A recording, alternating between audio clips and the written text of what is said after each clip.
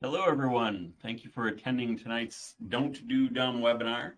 Um, I'm Jim Madel, a licensed financial advisor with Hendricks Wealth and Estate Management, and I'm joined by Sean Hendricks, a financial advisor with our firm and also an estate planning attorney. So I was just looking at it, and we've been hosting these Don't Do Dumb sessions either live or via webinar since for just about a year now. So this is probably, I should have had some kind of confetti to go off, but just about a year we've been doing these now. We appreciate everyone that's joined us for these sessions, and glad to have you tonight. We talked about a number of different topics over that time, but tonight we're going to look at how much investment risk you should take in retirement. There is an area at the bottom of your screen. There's a Q&A section. So if you have any questions, please feel free to submit them there, and we'll look to answer the questions following the presentation. So let's dive right in. So everyone has a unique tolerance for risk. Knowing your comfort level with market fluctuations is crucial in determining how much risk you should take in retirement. Consider your financial situation, your investment goals, your time horizon, and how you react emotionally to market downturns. There's various risk tolerance questionnaires available online to help you assess your level of comfort. But in our opinion, risk tolerance ultimately is more of an inherent feeling. So what is the impact of risk on retirement goals? Well, we all know higher risk investments can offer higher potential returns, but they also come with greater volatility. Conversely, lower risk investments provide more stability, but may have lower returns. So consider your investment time horizon, your income needs throughout retirement to determine an appropriate level of risk for you. If you have a longer retirement horizon, you may be able to tolerate more risk as you have more time to recover from market downturns. Jim, I don't see the PowerPoint. Oh, well, I apologize. That is because I didn't share my screen. Thank you, Sean. Yeah, no problem. My goodness. Well, celebrating 1 year of doing this, and there we go. All right. So, There we go. and as per usual, for those of you that joined in the past, I will share this out following the webinar, so you can catch up with the other screens. But we'll get into where we're at right now. So, what is the impact of risk on retirement goals? Well, we just covered that. The higher the risk, the higher potential returns, but there's greater volatility. The more conservative, you might have more stability, but you could get lower returns than that. Okay. Several factors will influence your risk tolerance. Age is a significant factor.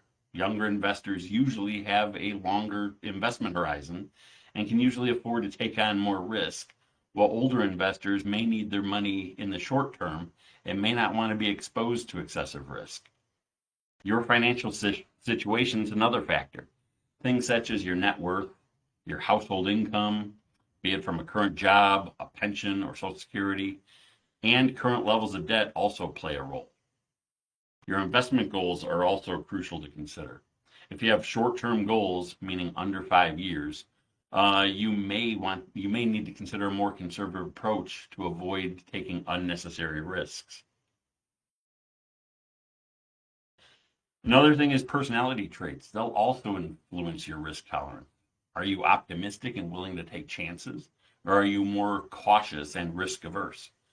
Life events like marriage, children, job changes, and retirement can impact your risk tolerance if they change your time horizon for using the invested funds. Finally, current market conditions can influence your perception of risk. But the important word there is perception. The key is to plan ahead and not be reactionary to the ebbs and flows of the market. Risk assessment tools. Like I said, there are various risk tolerance questionnaires available to help you assess your comfort level with risk. These questionnaires can provide valuable insights into your investment preferences and help you make informed decisions about your retirement portfolio. You can also talk to us about risk tolerance and what level of risk you may need in retirement. In a moment, I'm going to discuss our philosophy on what we believe to be the right amount of risk. Asset allocation is crucial for managing risk in retirement. Diversifying your investments across different asset classes can help mitigate risk and smooth out volatility. A typical balanced portfolio is going to include stocks, bonds, and some cash on hand. The allocation between these asset classes depends on your risk tolerance, time horizon, and your need for the funds. Your path to retirement will, or perhaps already did, include a strategy to gradually shift your investment portfolio towards more conservative investments as you approach retirement. This is going to help reduce risk and provides a safety net of sorts for distributions when you ultimately are retired and taking distributions from your accounts. Then there's rebalancing. Rebalancing your portfolio involves periodically adjusting your asset allocation to maintain your desired balance. This involves selling assets that have outperformed and buying those that may have underperformed. Rebalancing helps ensure you're not overly exposed to any particular asset class and maintains your desired level of risk. It's also essential after bear or down markets to replenish conservative funds that may have been used for distributions during the downturn.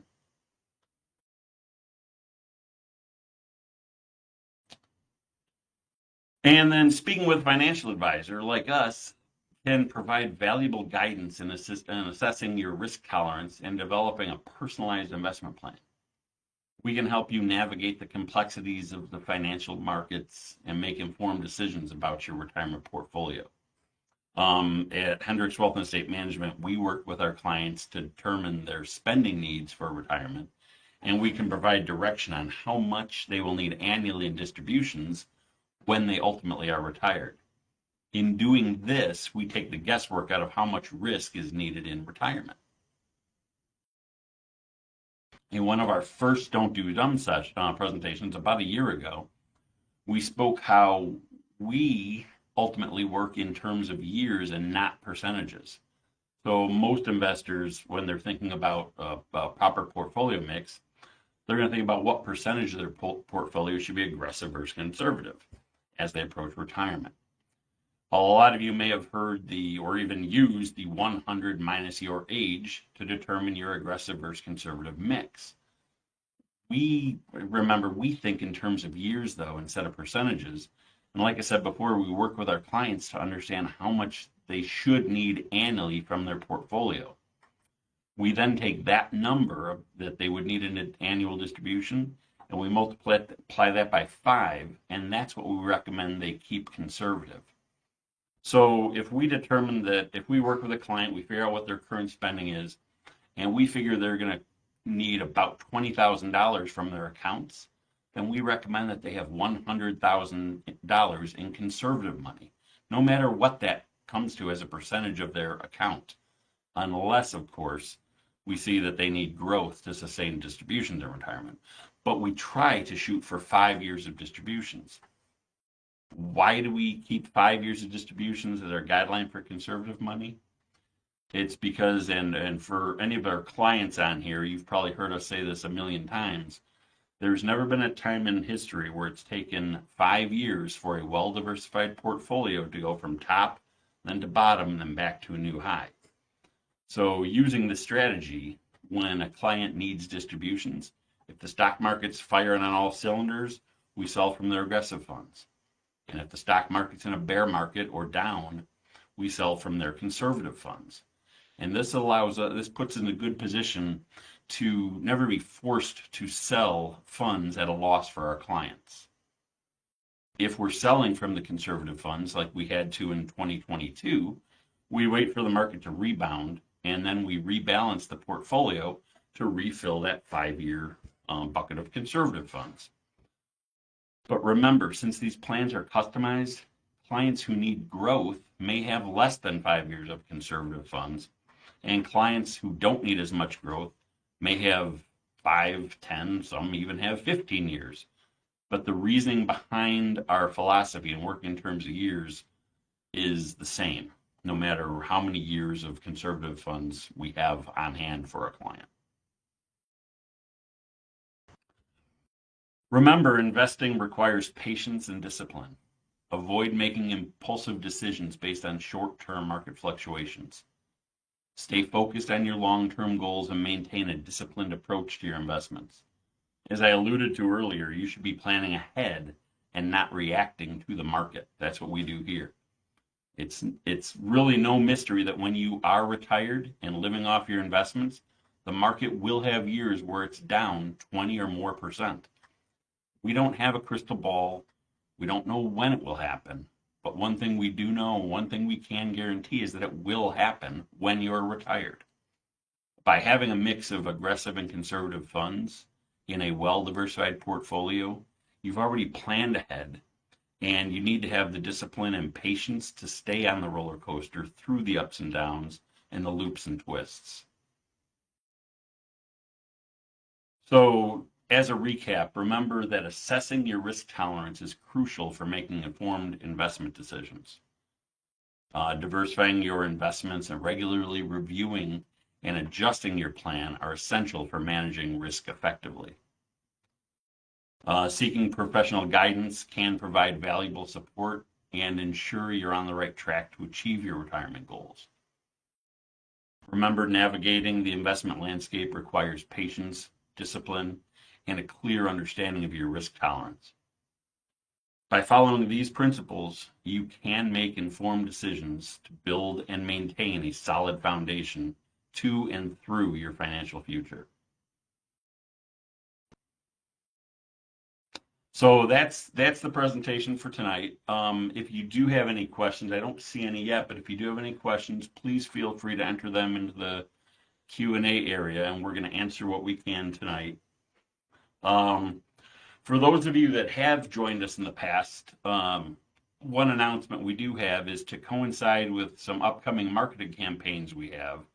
We're going to be renaming these events, so they'll no longer be known as Don't Do Dumb. They're going to be known as When You're Ready, We're Ready.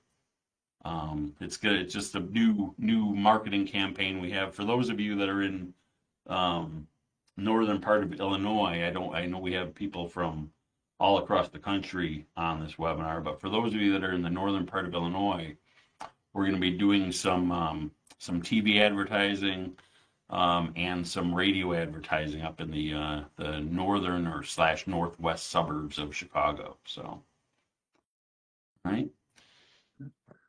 It's funny, Jim. There was a fairly recent example of some of the things that you talked about. At the end of July or right at the beginning of August, the market had kind of a sharp downturn, and I remembered reading a news article that some of the big like individual account companies, like the individual like retail brokerage companies, their websites crashed because so many people were rushing on there to try to sell stuff. Oh, sure.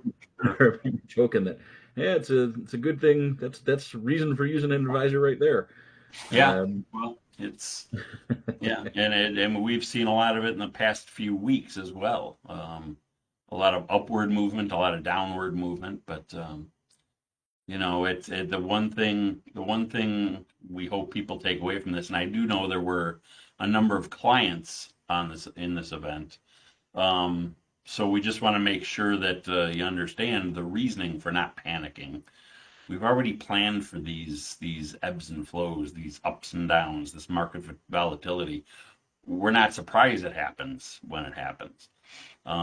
We have started fielding some of those questions about the upcoming event in November.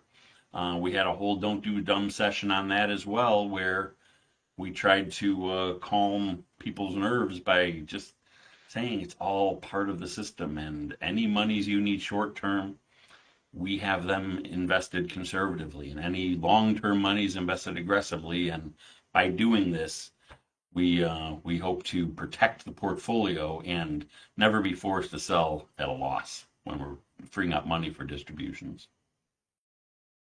I still don't see any questions in the Q&A. No, I don't see any questions, We, and I know in the past we've had numerous questions. So we have a uh, smart group. yeah, Nobody has any questions. we'll wait. We'll wait a little bit. I do see that we still have a number of people online here. A couple people have dropped out, but if you do have any questions down at the bottom, there is a Q&A box. But if we don't have any questions in the next 30 seconds or so, we'll call it an evening and we'll let all of you go.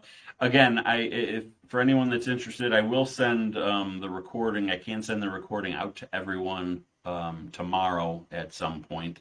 And if you didn't have a question tonight and you're sitting there starting to doze off in bed tonight and something pops in your head, feel free to give us a call at the office here and we can try to answer it for you. So, Yeah, or if you have things, you call, email, or during your your reviews. By all means, this isn't the only time to ask questions. absolutely. All right. Well, thank you all for attending. We really appreciate it. And we hope to see you at the next session, which will be on October 9th, and we'll be talking about keeping as little in the bank as possible. All right, everyone, have a great evening. Thank All you. right. Thanks, everyone.